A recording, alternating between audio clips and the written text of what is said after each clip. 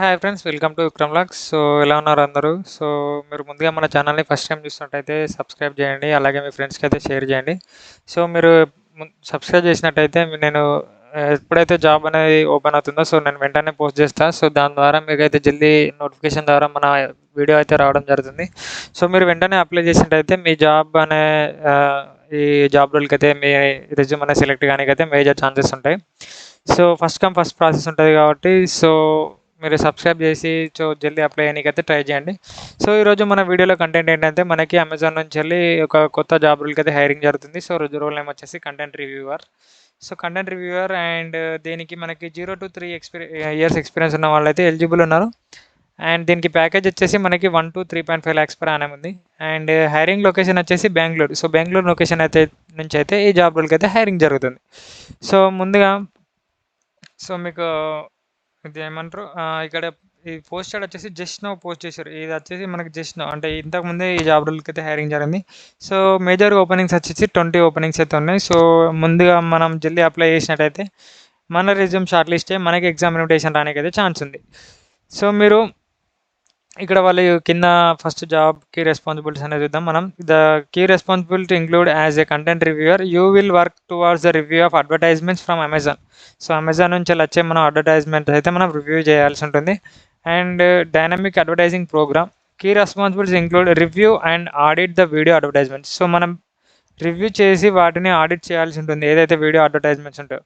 And emails in the American English thoroughly checking and advertising content with careful consideration of given guidelines. So వీళ్ళు ఇచ్చిన sudden గైడ్లైన్స్ని పాటించుకుంటూ మనం వాటిని అయితే evaluate చేయడం జరుగుతుంది. And review feedback for customers work intuitively to identify highlight any recommendations improvements and inconsistencies in data trouble shooting issues related to the advertisement. So వాళ్ళు పెట్టిన అడ్వర్టైజ్మెంట్లో ఎలాంటి మార్పులు చేయాలన్నా లేకపోతే వాళ్ళ కంటెంట్లో ఏమైనా ఏమంటారు ఇతరులకి అంటే హార్మ్ఫుల్ కంటెంట్ ఉన్నా కూడా సో వాటిని ఎలిమినేట్ చేయాలి. అండ్ వాళ్ళకి కస్టమర్స్కి మనం రికమెండేషన్స్ ఇవ్వాలి, ఇంప్రూవ్మెంట్ చేసుకోవడానికి సొల్యూషన్స్ ఇవ్వాలి.